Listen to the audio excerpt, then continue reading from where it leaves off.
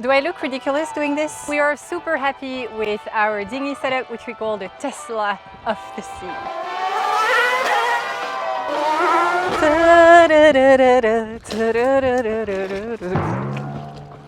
Woo!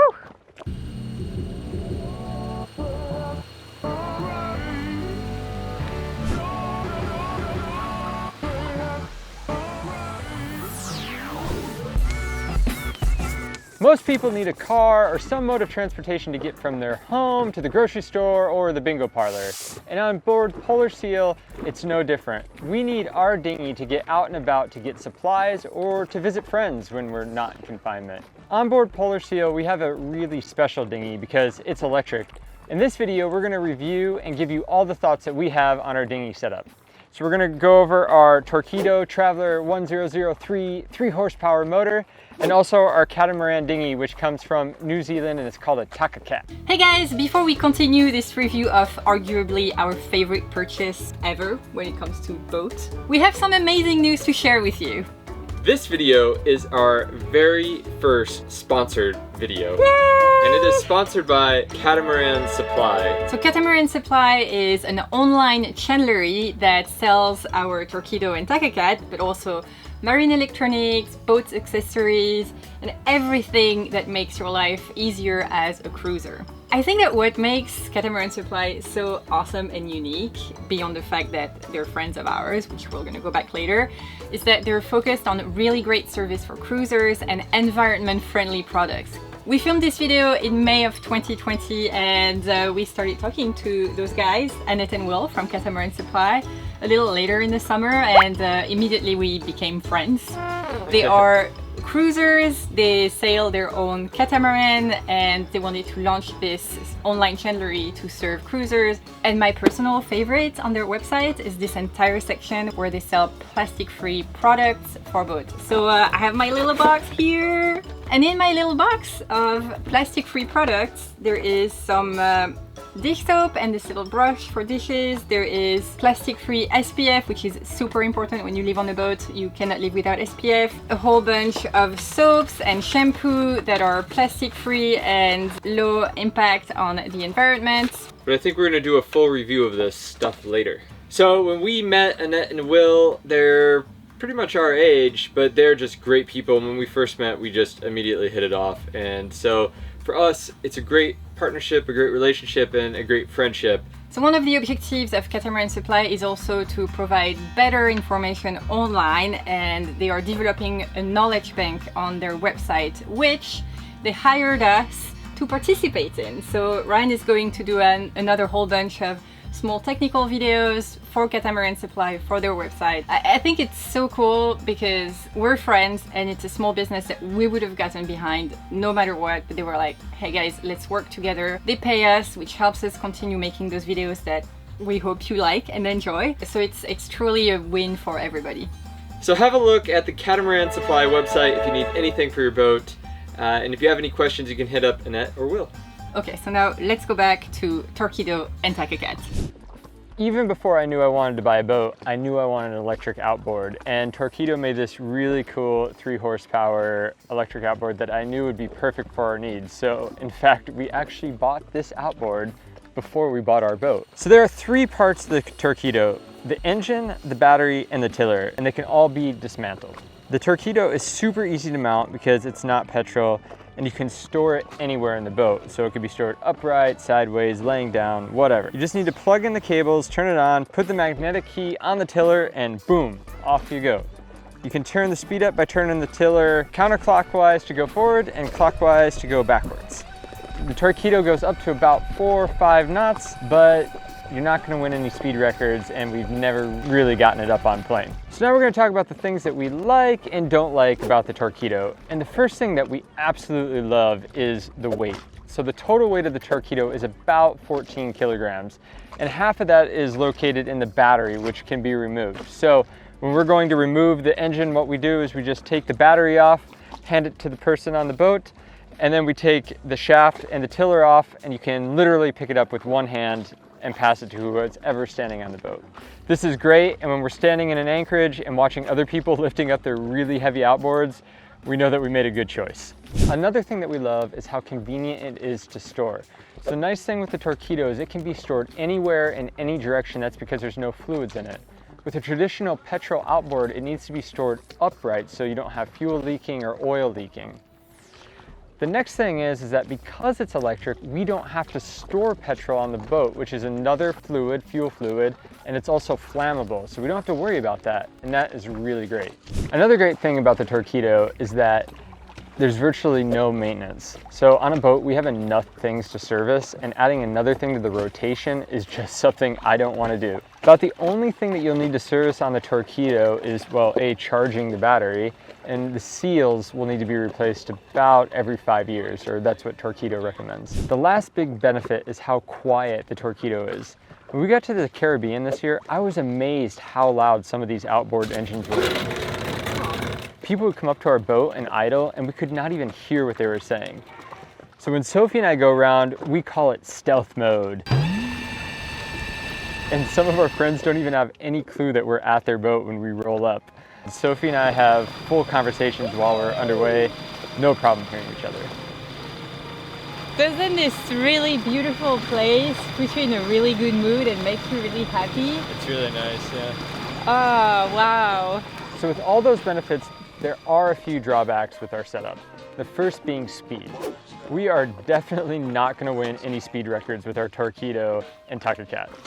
Typically we cruise about 3 knots, and we find that to be the optimal speed to power consumption ratio, but we have been able to get it up to close to 5 knots before, and for us, that's flying. Another drawback is power consumption. When you're with a normal petrol outboard and you run out of fuel, you just go to the gas station and fill it up.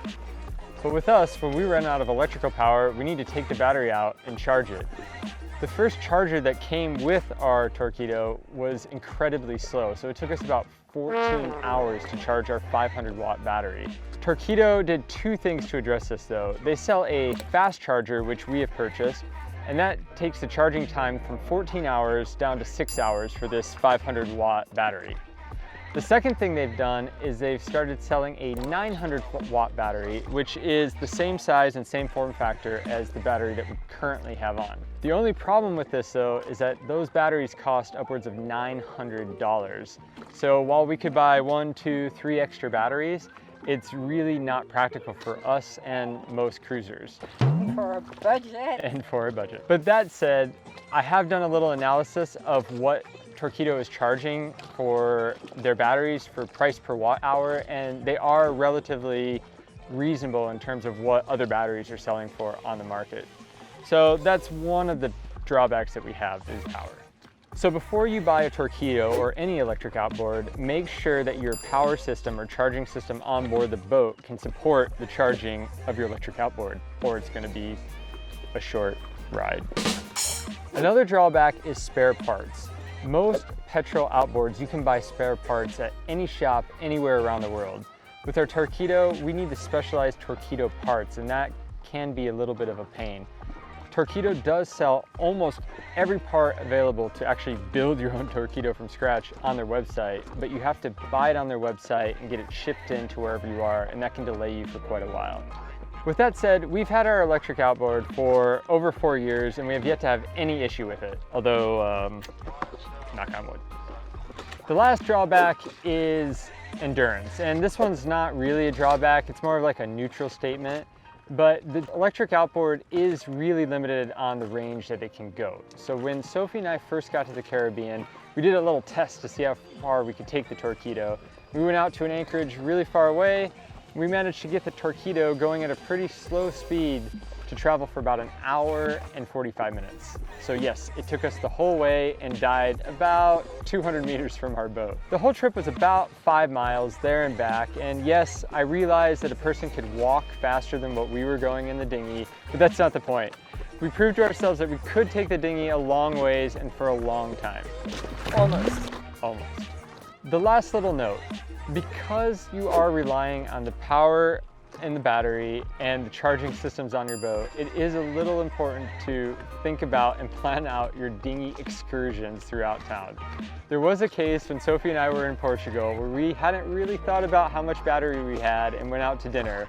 On the way back, the winds picked up and we were heading right into the wind, and I told Sophie, there's no way we're gonna make it. We need to motor row. And yes, that's when we invented the motor row. And guess who was rowing? Sophie was rowing. I was using the Torqeedo.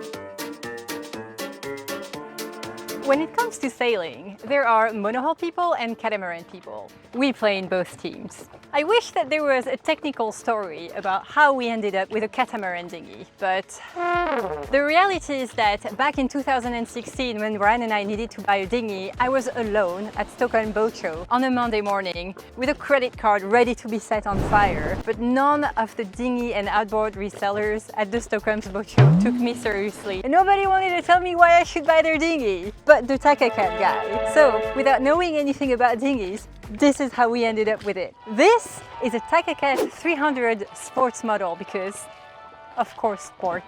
It is a 100% inflatable dinghy with two big inflatable tubes and an elevated floor. In the world of dinghies, you have the choice between two materials, PVC and Hypalon. Hypalon is known to be a lot more resistant than PVC, but comes at a price that so literally every single cruiser that I know has a PVC dinghy, and our TAKACAT is no exception. So bottom line, I ended up buying this TAKACAT 300 Sport because it is 100% inflatable, which makes it really lightweight. So it's easy to beach, it's easy to maneuver when we want to get into a dock, it's very easy. For that dinghy, we paid about 11,000 Swedish kroner, which I believe would be 1,500 bucks back then, when the kroner was a little stronger. And we've been using it for a grand total of 4 years, all the way between the Baltic down to the Mediterranean, and now in the Caribbean, even on confinement. We do believe that the TAKACAT is an ideal dinghy for our little electric outboard because of the two inflatable tube and the raised floor. There is a lot less drag on the water, and so it's a lot easier for our little outboard to push the dinghy. The other thing that we really like is how easy it is to pack it up. So typically before a long passage, we will just deflate the dinghy, put it in its storage space and shove it somewhere, either on a locker or in our reavers. So it's never too hard to deal with. Finally, and this is one of my favorite aspects with the TAKACAT, is that because it is a catamaran, it is extremely stable. There is literally no place on this outboard where I cannot step without the dinghy staying perfectly stable. I am going to try to demonstrate this, but I also do not want to end up in the water, so I'm going to wait until my microphone is out of me. But anyways, do I look ridiculous doing this? Do I look like I'm surfing the dinghy?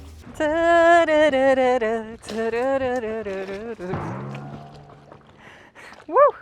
Can do squats. Oh, this feels good. The only thing that we don't really like with this dinghy is that when it goes upwind and in the waves, oh no, no, no, no, no, no, do get a little wet.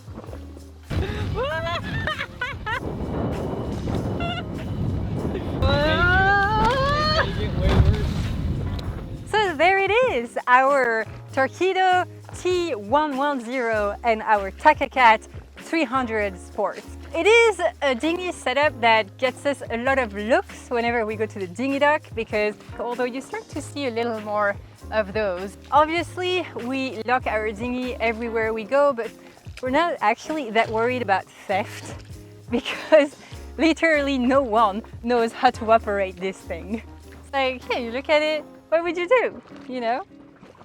Overall, we are super happy with our dinghy setup, which we call the Tesla of the sea.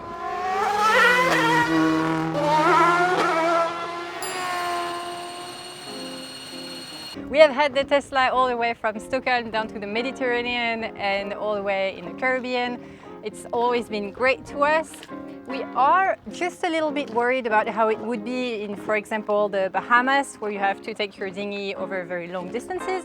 But for now, we've never done it, so who knows? Right now, it gets us wherever we need to go, and it does so quietly. If we were to change something about it, it would be, we would probably want to get a bigger one, maybe the 8 horsepower. But in that case, we would need to rethink our entire dinghy setup. So maybe it will be for another boat project. If you've enjoyed this video, give it a thumb up. And if you have any question about our outboard or our TAKACAT that we would not have covered in this video, don't hesitate to leave them in the comment section below and we will obviously answer them. If you like this video, consider subscribing to our channel. We have fun around here. Join us. And in the meantime, I will catch you in another video. Bye guys. You're bad, actually. It's not very comfortable. We're not directly slicing the waves, and I am getting a bit of spray in my face, as witnessed by the water spots. We should have brought some tarp to cover ourselves. How about more power, Ryan? Well, it's gonna be no less power. That was a horrible idea. Did you see how wet you got there? Yes, I can feel it. Horrible idea that was. Just kidding. Ah! Saloperie. How was your car ride to work this morning? Oh yeah. Oh my god, I am so. Oh yeah, oh shit, you really got wet. Oh man. I told you I should have brought my full weather gear for this one.